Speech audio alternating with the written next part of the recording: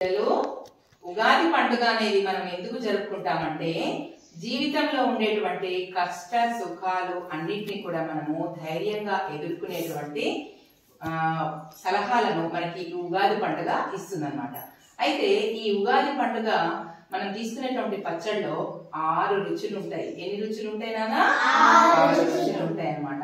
ఈ రుచులన్నిటికీ కూడా అర్థం ఏంటంటే మనకు జీవితంలో కూడా ఇవన్నీ ఎదురయ్యేవే ఈ 6 రుచులుగా మనకి రూపొందించారనమాట. అయితే మనది ఇప్పుడు ఏ సంవత్సరం ఈ ఉగాది మనది? వెరీ గుడ్ నాన్న. మనకి ఈ ఉగాది ఏ నెలలో వస్తుంది?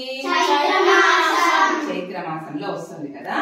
అయితే ఈ ఉగాది పచ్చడిలో మనం ఏమేమి కలుపుకుంటాము అనేది ఇప్పుడు ఒక్కొక్కళ్ళు వచ్చి చెప్పండి నాన్న. నువ్వేం తీసుకుంటున్నా నాన్న? ఏంటది? బెల్లం తీపి ఆనందానికి సంకేతం. ఓకే నాన్న, అచ్చుడు. ఓకే, ఈ ఆనందానికి సంకేతమైన బెల్లాన్ని ఇందులో కలుపుతున్నాను. వెళ్ళు. నెక్స్ట్ నీ దగ్గర ఏముంది నాన్న? ఏంటది? పచ్చి మామిడి పగరు.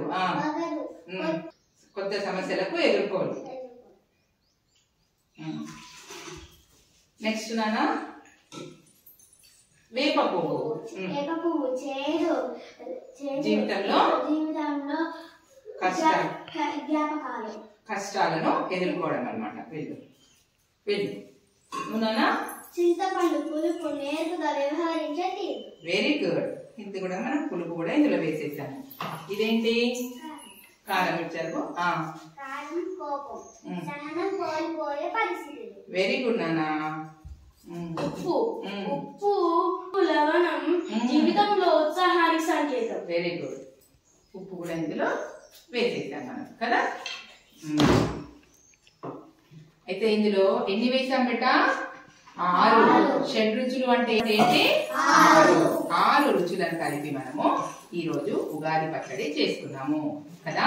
ఈ ఉగాది మనకి విశ్వావసునామ సంవత్సరము, శ్రీ విశ్వావసునామ సంవత్సరము. ఈ సంవత్సరంలో అందరూ కూడా సుఖ సంతోషాలతోటి భోగభాగ్యాలతోటి సంతోషంగా ఉండాలని, పిల్లలైన మీ అందరికీ కూడా మంచి చదువు రావాలని, మంచి బుద్ధిని ఆ భగవంతుడు ఇవ్వాలని చెప్పి, మంచి క్రమశిక్షణను కూడా ఇవ్వాలని చెప్పి అందరం కూడా భగవంతుడిని ప్రార్థించుదాము. ఓకేనా?